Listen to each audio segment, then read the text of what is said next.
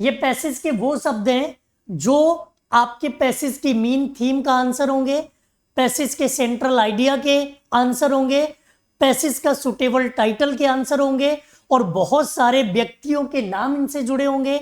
किसी एडजेक्टिव के बारे में बात की जाएगी, मेन वर्ब के बारे में बात की जाएगी, और यही तीन चीजें आपको ध्यान रखनी है, noun, adjective, main verb. I repeat, accusatory एक शब्द है, एम्बिवेलेंट एक शब्द है, एप्रिसिएटिव एक शब्द है, सिनिकल एक शब्द है, ह्यूमरस एक शब्द है, आइडियलिस्टिक शब्द है, आयरोनिक है, मॉकिंग है, नोस्टाल्जिक है, ऑब्जेक्टिव है, परसुएसिव है, रिफ्लेक्टिव है और सार्केस्टिक है।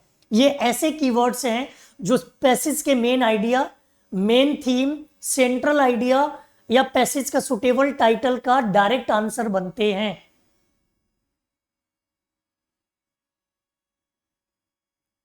इसका स्क्रीनशॉट लीजिए।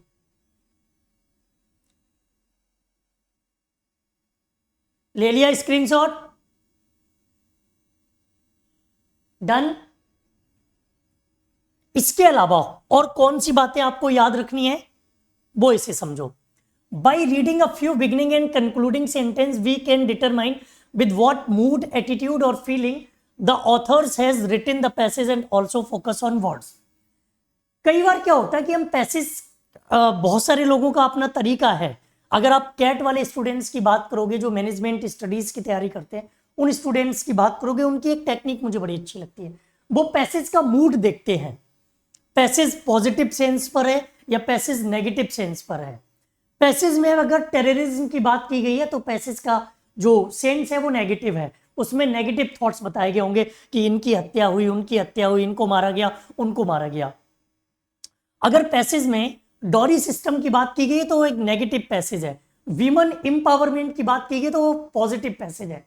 तो देखो, adjective, adverb, transitive words, conjunction, interjection, ये ऐसे पार्ट्स ऑफ स्पीच हैं जो आपके आंसर को फाइंड करने में कम से कम समय लेंगे।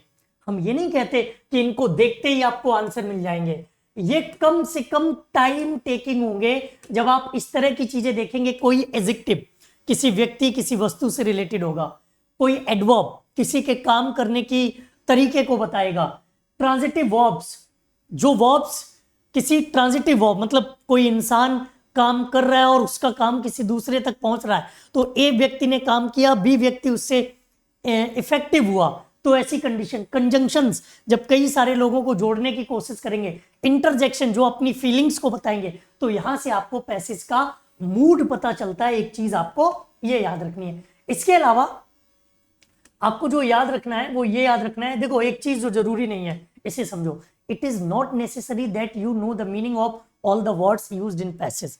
ये एक बहुत बड़ी गलती करते हैं। ज्यादातर स्टूडेंट्स के मन में ये बैठा कि सर मेरा पैसेज इसलिए गलत होता है क्योंकि हम हिंदी नहीं कर पाते हैं। कौन से शास्त्रों में लिखा है कि आप हिंदी ही करोगे तभी आपको आंसर मिलेगा? अरे अंग्रेजी पढ़ रहे हैं, अंग्रेजी में हिंदी का क्या रोल है? आई मतलब आई, यू मतलब यू, ही मतलब ही, सी मतलब सी। आई का मतलब मैं नहीं, यू का मतलब तुम नहीं। जब जब इस चीज पे ध्यान दोगे कि आई मतलब मैं, यू मतलब तुम, सी मतलब लड़की, ही मतलब लड़का, तो फिर आप सॉल्व तो कर लोगे क्वेश्चन, हो सकता आप सॉल्व कर लो, लेकिन टाइम ज्यादा लगेगा। और मेन मुद्दा एग्जाम्स में टाइम का है। किसका है? टाइम का। तो टाइम सेव करना है तो जरूरी नहीं है हर शब्द पैसेज में दिया गया है उसके मीनिंग आपको आने ही चाहिए, और उनके मीनिंग्स को करने के लिए आप अपना वक्त और अपनी एनर्जी वेस्ट कर रहे हो। हाँ, नाउन, किसी का नाम दिया गया तो उस पर फोकस करो। एडजेक्टिव ज्यादातर समझ में आ ही जाते हैं, गिने चुने शब्द ज्यादातर रिपीट होते रहते हैं, एडवर्ब रिपीट होते रहते हैं। इनकी गहन जानकारी इकट्ठी रखो पार्ट्स ऑफ स्पीच में। अगर आपको अपनी स्किल्स मजबूत करनी है तो नाउन, एडवर्ब, नाउन, एडजेक्टिव और वर्ब, ये 3 चैप्टर आपको याद रखने। तो ये काम करने की बिल्कुल कोशिश मत करो। एक चीज और है जिस पर आपको फोकस करना है, don't get lost in details. कई बार क्या होता है कि हम हर चीज की डिटेल, पैसेज की हर लाइन का मीनिंग, हर लाइन की डिटेल अपने दिमाग में रखना चाहते हो। अरे यार, नहीं रख सकते सब कुछ आप उस टाइम दिमाग में। उस टाइम की बात छोड़ो, आज अगर रखने की बात करें, आज भी नहीं रख सकते। skim through the details but pays special attention to the point that the author is trying to make. For science passage, understanding context would be more useful than nothing down technologies.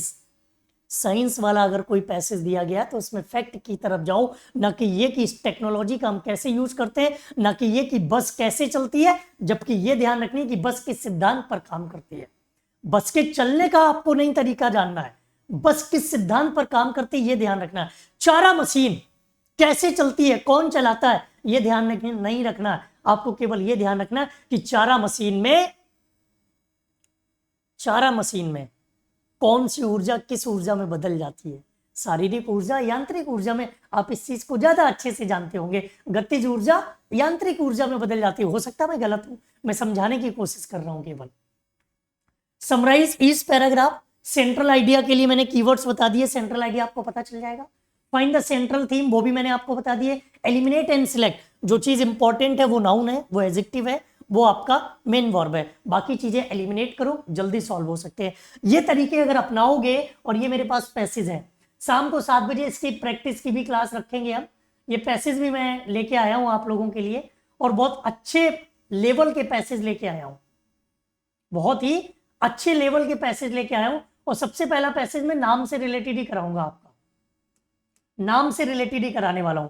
तो अगर इसको solve करना है तो आज शाम को 7 बजे अनअकैडमी पर फ्री क्लास है, लिंक वीडियो के डिस्क्रिप्शन में दिया गया है। फटाक से क्लिक करो, ज्वाइन कर लो, और शाम को 7 बजे मिलते हैं। अभी जो लोग मेरे साथ जुड़े हुए हैं वो चलो इस पैसेज को सॉल्व